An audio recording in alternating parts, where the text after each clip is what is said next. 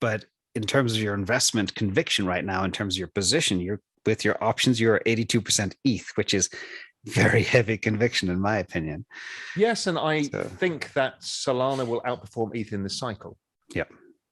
And I think that Terra will outperform ETH. So why don't I have all my money in those? Because I have less certainty, because the network effects are less pronounced. So therefore, I have to have a smaller bet. Yep, exactly. But I don't think ETH stops going up. The whole space is going up 100x over the next 10 years. So, you can back a lot of different horses and still make money. I agree. We see some of that happening. In fact, we see some things that go up, and the question is, why are they going up? So let's switch gears. Let's switch, talk about I'm a big fan of the Lindy effect. So you did mention Sol. Ethereum has 4 times more Lindy than Sol. Okay, think of Solana being 1.5 years old, Ethereum being maybe 7 years. And that is obviously a big first mover advantage. There's more assets in Ethereum. It's trusted because it's proven the test of time. However, the interesting thing to me is, it's proof of work. Now we're switching to proof of stake.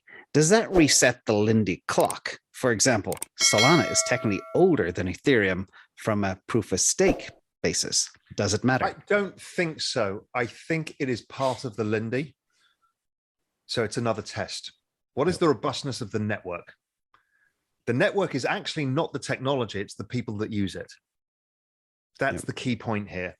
So if it continues to attract nodes and interconnections between the nodes in its new format, then it's survived yet another Lindy test. We saw this exact same thing with Bitcoin in 2017 with the forking wars. And that was the biggest Lindy test. In fact, it threw me off Bitcoin. I sold, I bought Bitcoin at 200 back in 2013, sold it in 2017 for 2,500 early because of this. And I'm like, is it going to survive this S-curve moment or not? And I wasn't sure. So I couldn't commit capital to it.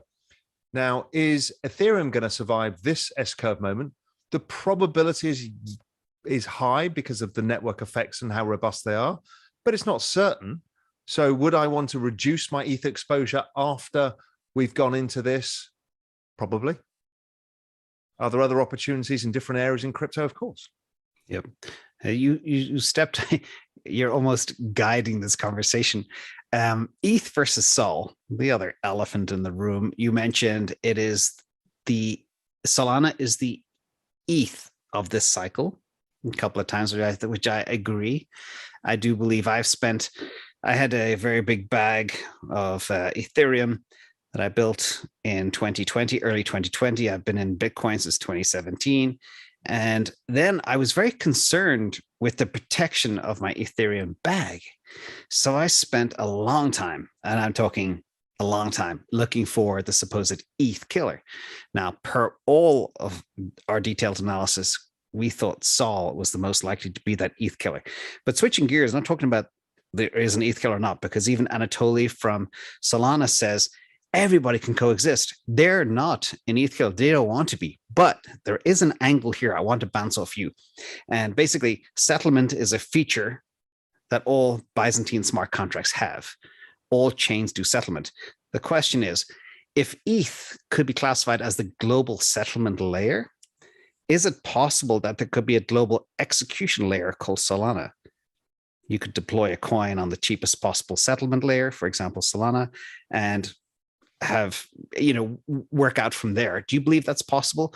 Again, think settlement versus execution. Execution Solana, settlement Ethereum. Well, it depends, because the layer 2s on Ethereum solve that same problem. I just think it's going to be a blend. I really think that people are trying to frame it too much about what we understand from the internet and less about what we understand from internet businesses, where there's millions of businesses solving different problems for different people in different ways. Not all cloud storage went to Amazon. In fact, Microsoft is gigantic and Google is gigantic. And, there's so many different ways that I just don't think of the world in those terms. I did at first think of the world as, is Bitcoin the base layer? I'm just not even sure that's right anymore.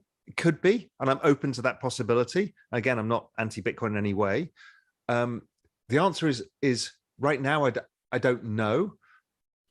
But I think Solana plays a role. Could it be larger than ETH over time? Potentially. Could there be a flippening? Possibly. It depends what people need the network for. And if the fees don't get resolved and people want more speed because we want different transactions, maybe Sol. But is Sol fast enough to solve the securities industry needs? Because they're all going on blockchain. Well, then you've got something like internet computer, which everybody hates, but it's bloody fast, but it's more centralized. Yeah. Well, maybe that solves the bigger need. You know, people frame it so much in terms of Bitcoin and the ultimate decentralized asset. Yes, that's Bitcoin's USP. Nothing else is Bitcoin. So can the internet computer's super fast blockchain, I don't even own it. So, you know, there's a lot of haters out there. I don't own it, but I observe that they're building something pretty unique. Yeah. Could that play a big role? Could that be the ETH of the next cycle? Could be. It could also not. It could fail. I don't know. But it's getting some network effects.